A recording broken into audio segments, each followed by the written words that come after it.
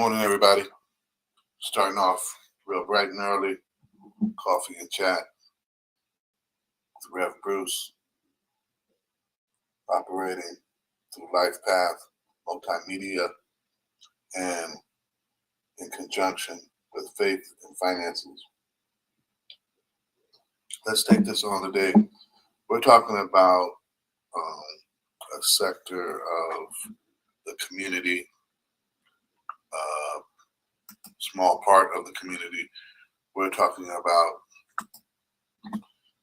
the nonprofit sector, the servant leadership sector of the community, and we're talking about that as far as how to do better while doing good. How to do better while doing good. And in doing this, we're going to attack a few things that are simple in essence for operating nonprofits. But to go along with that, I want to make sure that we are clear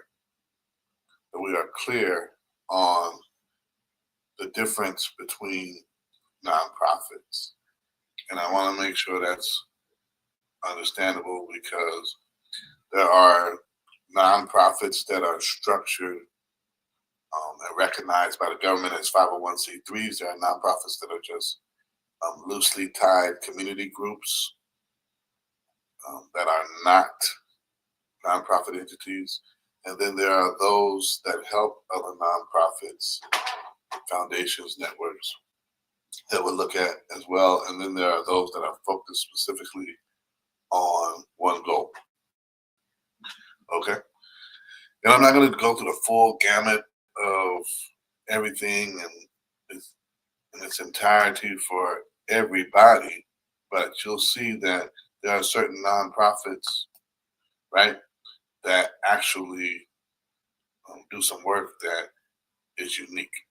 I'll put it that way. So let's look at it this way. We're talking about nonprofits. We're talking about everything from community-based to faith-based, grassroots, local education agencies, and community foundations. And I put this together to show where all these kind of fit in. Your community-based agencies, they provide services to the local community. They're focused on local community members, residents, people that might be in a certain zip code, that might meet a certain criteria, whatever it may be, based upon their programming and their funding, as well as faith-based organizations. Their issue is usually something that stems from within the church or a faith alliance. A faith alliance may have anywhere from 3 to 5 initiatives for that year, and that nonprofit faith-based organization is collectively working on those initiatives on behalf of that faith alliance, and they're trying to support local community members, not just their church members.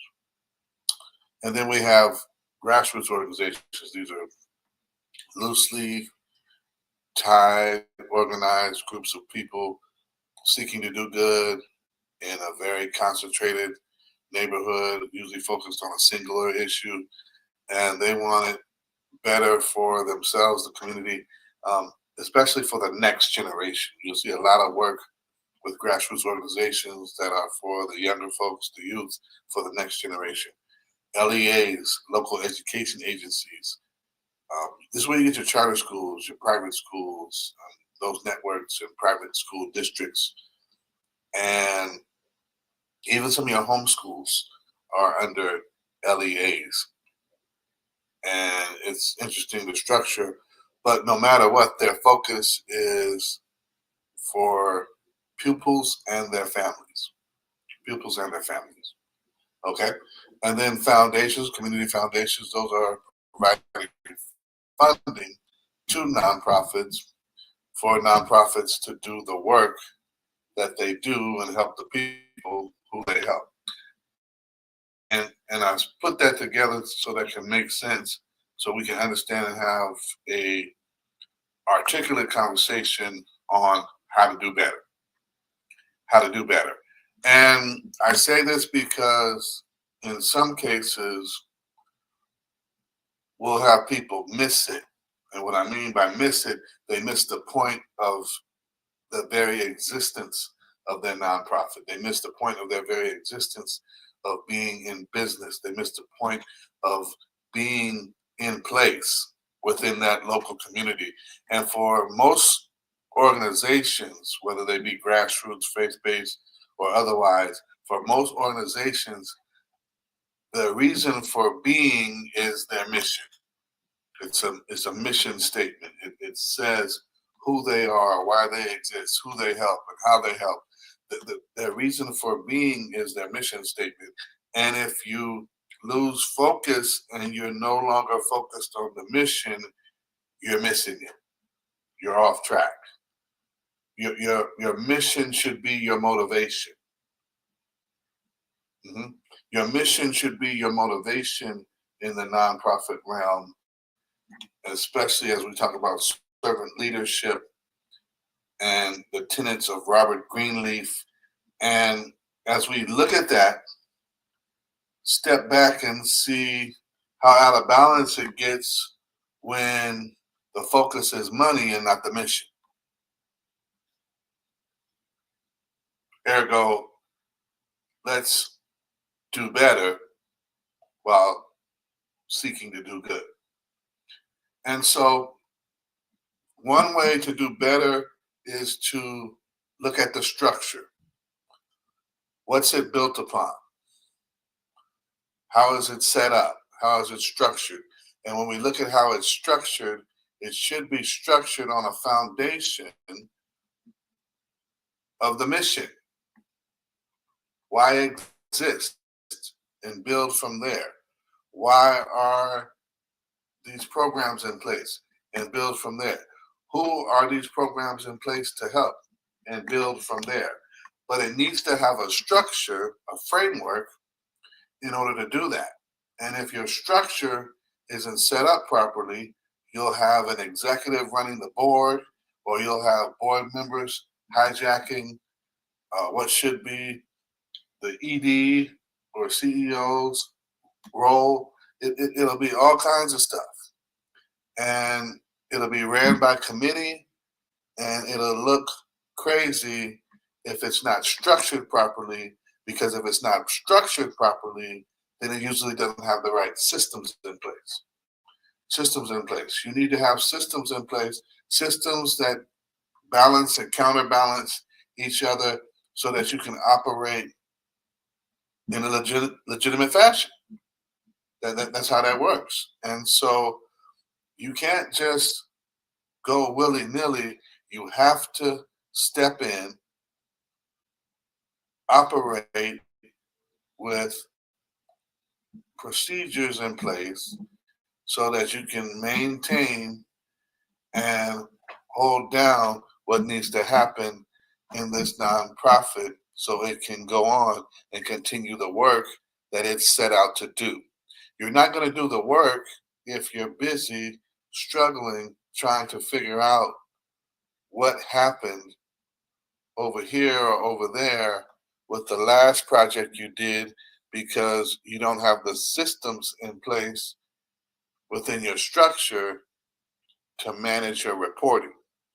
You're not going to advance as a nonprofit if you don't have the systems in place along with the structure to push forward and say, hey, while we were doing this program and we were conducting it and we were moving along and making things happen, we noticed through the data a certain trend, and we'd love to address it going forward.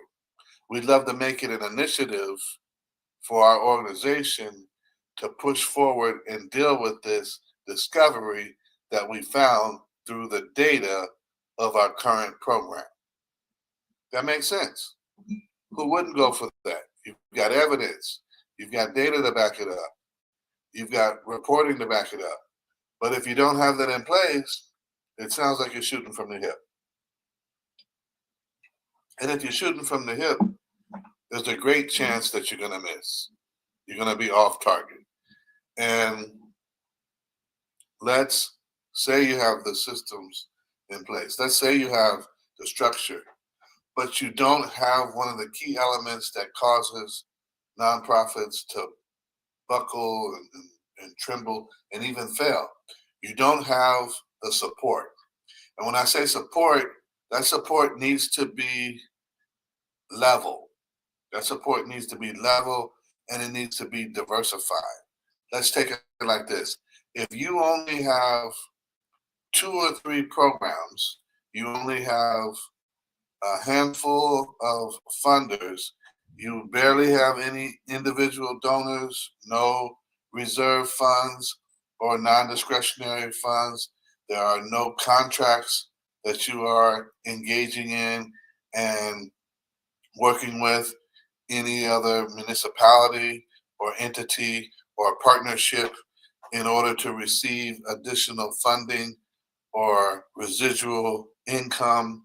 What you are looking at is a failure in motion.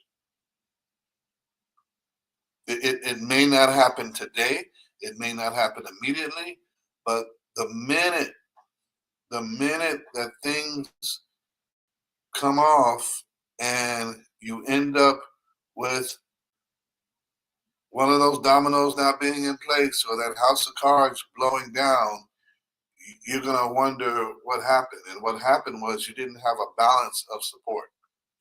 You didn't have a balance of support in order to make what you do not so much profitable, right, but sustainable. Your support is what sustains you. It's what keeps you standing. It's what keeps you going. It what keeps you in the game for the long run. Let's be real. Let's be real. If you don't have enough support, you can have a good program that's headed straight to nowhere. You can have a good program that can't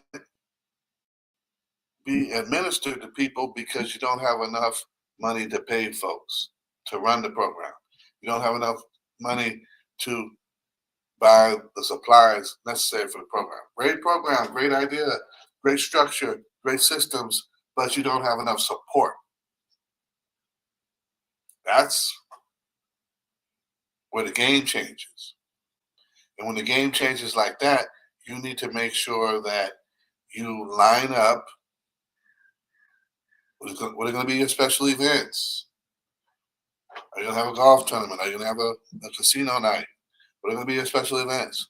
Are you going to rely upon, for instance, as a faith-based alliance, are you going to rely upon member organizations contributing to the alliance and network for the good of the faith-based organization, right? I love the example of Biola. Biola, outside of within Los Angeles at one time. Biola was a group of faith-based people who got together and structured a Bible college. Eventually more than that. But Biola was the acronym of Bible Institute of Los Angeles. That's all it was. Bible Institute of Los Angeles, which we know as Biola today, but that's what it was, and that's how they sought to do good by strengthening their own learning of the Word of God and providing that opportunity for others to learn as well through what we know as Biola. So it doesn't have to be complicated. It doesn't have to be convoluted. What it needs to be is focused on a mission. It needs to be focused on a mission. There are some things that you can put in place that will do more to hinder you than help you, right? And if you don't have those non-discretionary funds to support the hiccups that come along and to deal with the storms that can happen in life, and in particular the life of a nonprofit, you're going to be struggling to make it work and using all kinds of methods to try and tinker with it and keep it afloat. But that's not the best way to do it. The best way to do it is have the structure in place, have the systems in place, and then have a broad base of support, including funds that are not dedicated and attached to any particular person or program. And when you do that, you begin to win the game.